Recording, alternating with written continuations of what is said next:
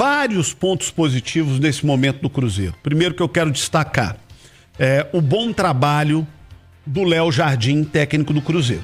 É inegável, professor Alexandre Simões, o crescimento tático do Cruzeiro. Tático. O time do Cruzeiro sabe o que está fazendo em campo. Ponto número 1. Ponto número 2. A melhoria do ambiente do Cruzeiro desde que o Cruzeiro parou de falar para fora e começou a falar para dentro. Começou a tratar as suas questões da porta para dentro. Alguém tem alguma dúvida que nas últimas 2, 3 semanas aí teve algum problema? Claro que teve. Teve no Cruzeiro, tem no Atlético, tem aqui na Rádio Tatiaia, tem na casa da gente, tem em todo lugar. Mas a partir do momento que o Cruzeiro passa a tratar os seus problemas da porta para dentro, a coisa melhora. Um desses grandes problemas que o Cruzeiro enfrentou foi a saída do Dudu. E a maneira que o Cruzeiro tratou o problema já foi bem melhor do que vinha tratando antes. Então, outro ponto extremamente positivo do Cruzeiro. Terceiro ponto. Jogadores que o Cruzeiro investiu e apostou alto estão crescendo. Estão se encaixando. Quer um exemplo? Caio Jorge. Que esse rapaz está jogando é brincadeira. E conviveu com muitas lesões, tá, João? No início do ano. Tá comendo a bola, tá arrebentando a bola. E aí, quando o individual começa a crescer, o coletivo também funciona.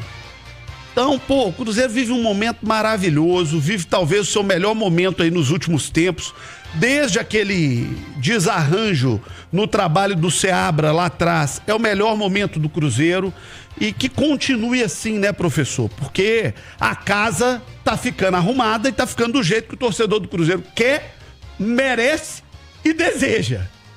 Ô João, é interessante assim, que são vários pontos, né? Você tá falando aí dessa questão de o Cruzeiro tratar do portão da toca para dentro dos seus problemas, né? Ontem até eu brincava com o Rubinho, porque a gente fez as entrevistas coletivas dos jogadores do Cruzeiro na zona mista, do Leonardo Jardim no YouTube, porque os 2 jogos foram... o Cruzeiro acabou começando o Atlético, né?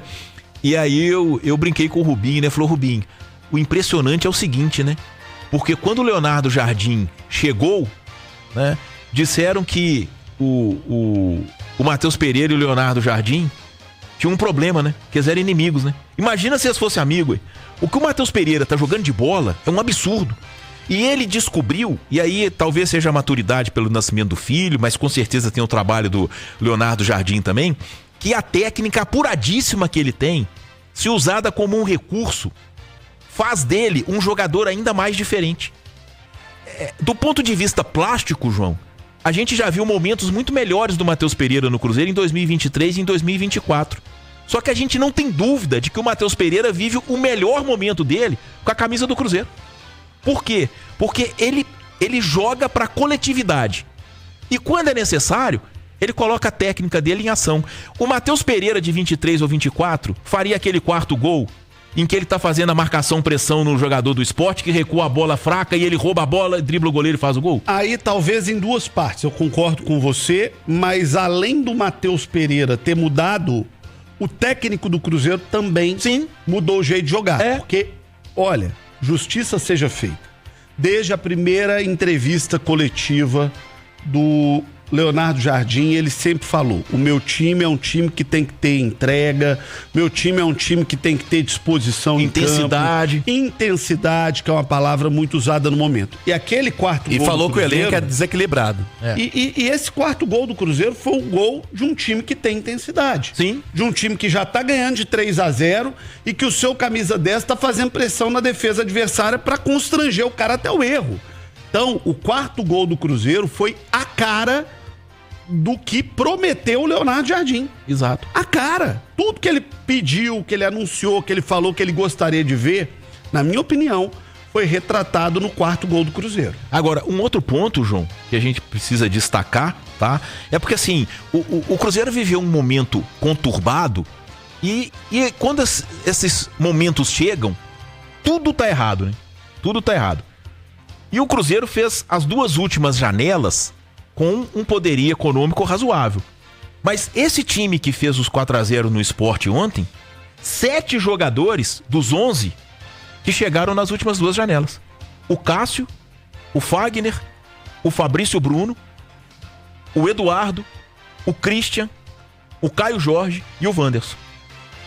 7 dos 11 titulares chegaram ou na janela do meio do ano passado ou na janela do início desse ano. O que eu acho também que nos leva a fazer também uma justiça a uma outra figura que vinha sendo muito cobrada, muito criticada, muito questionada, talvez com justiça em alguns questionamentos, mas talvez com exagero e uma transferência de responsabilidade em outras, que é a figura do Alexandre Matos. Sim. E não porque teve esses caras que estão aí são fruto do trabalho do Alexandre Matos. Se na hora que dá errado todo mundo cobra do diretor de futebol, na hora que o time também dá certo, não dá pra tirar também o mérito do diretor de futebol, ou do CEO do futebol.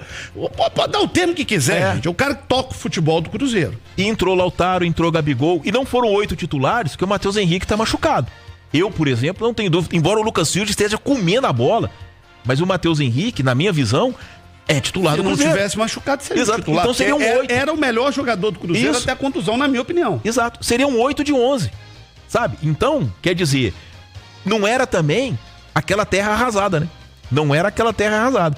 Só que trouxe um treinador que conseguiu organizar a casa, né? Dar hierarquia ao jogo do Cruzeiro. E aí, os talentos começam a aparecer. Que o Caio Jorge é um atacante diferenciado. Eu disse ontem e repito hoje, João, eu não tenho a menor medo de dizer isso. O Caio Jorge hoje é o atacante mais impactante do Campeonato Brasileiro. O Caio Jorge hoje é o atacante mais impactante. Ele finaliza bem, ele marca bem, ele exerce várias funções, ele joga pelo lado de campo, ele joga centralizado, ele tem um bom jogo aéreo. Confiança tá no topo. Não, e você repara, ontem ele jogou uma bola na trave, além do gol, e quase faz um gol de calcanhar, que ia ser um gol espetacular se a bola entra, e passou por pouco, raspando a trave. Então, quer dizer, é um cara que entrega tudo, e de uma simplicidade pra jogar, e aí é que eu acho que aparecem os grandes talentos. Quanto mais simples é pro jogador a execução das tarefas dele, eu acho que melhor tecnicamente ele é.